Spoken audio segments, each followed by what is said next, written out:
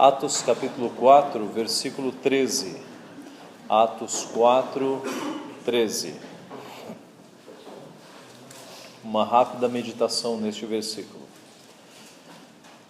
Atos 4, 13.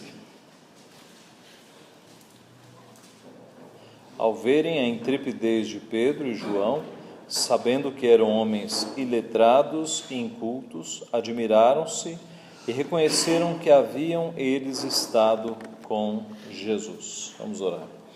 Te agradecemos, Pai, por Tua palavra, pelo registro fidedigno que nós temos dela, que nos edifica, que nos alimenta, que nos confronta, nos consola, que nos habilita para toda boa obra. Te agradecemos porque o Senhor tem cuidado de nós por intermédio da Tua palavra e pedimos que nestes momentos que o Senhor nos alimente mais uma vez, Pai. Em nome de Jesus, amém.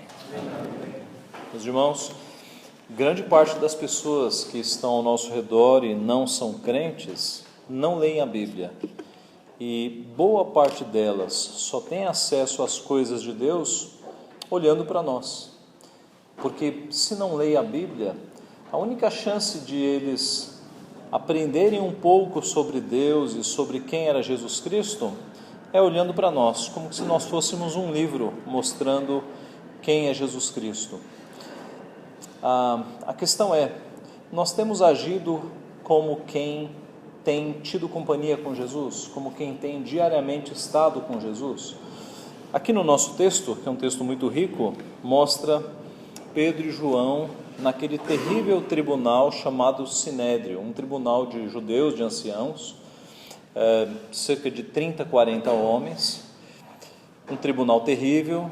Há um ano atrás, aproximadamente, Jesus havia passado por esse tribunal, cuspiram em Jesus, esbofetearam Jesus, blasfemaram de Deus, ali na presença de Jesus. Era um tribunal terrível, que conseguia testemunhas falsas, não havia nenhuma justiça nesse tribunal. Eis que cerca de um ano depois, 2 discípulos de Jesus estão no mesmo tribunal. E qual é a sensação do Sinédrio?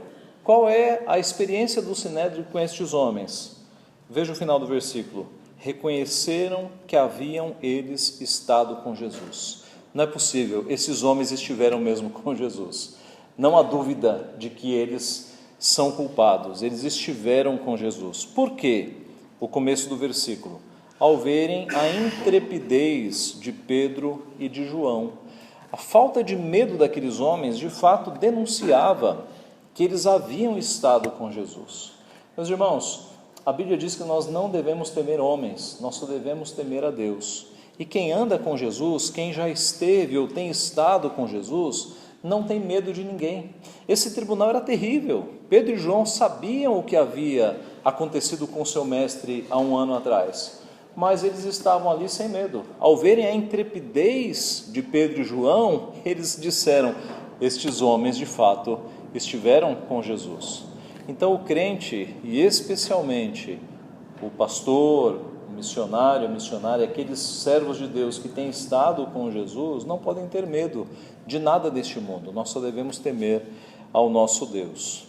Mas eles reconheceram que Pedro e João haviam estado com Jesus também por conta da sua convicção.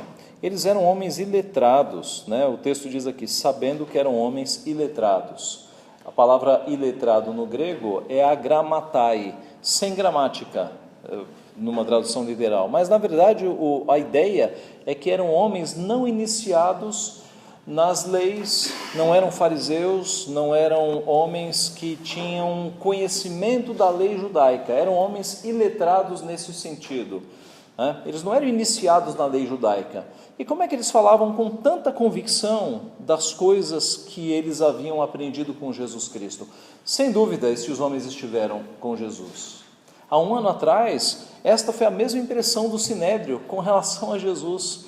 Como é que ele, e não apenas do Sinédrio, mas da geração ali de judeus, eles se admiravam, porque Jesus não ensinava como ensinavam os fariseus, mas ele ensinava como quem tinha autoridade, porque Jesus falava das palavras que eram suas e de seu Pai, ele falava com convicção. Então essa é uma lição para nós também. Quando nós demonstramos não ter medo e quando nós falamos das coisas de Deus com convicção, nós passamos de fato a imagem de que nós temos estado com Jesus.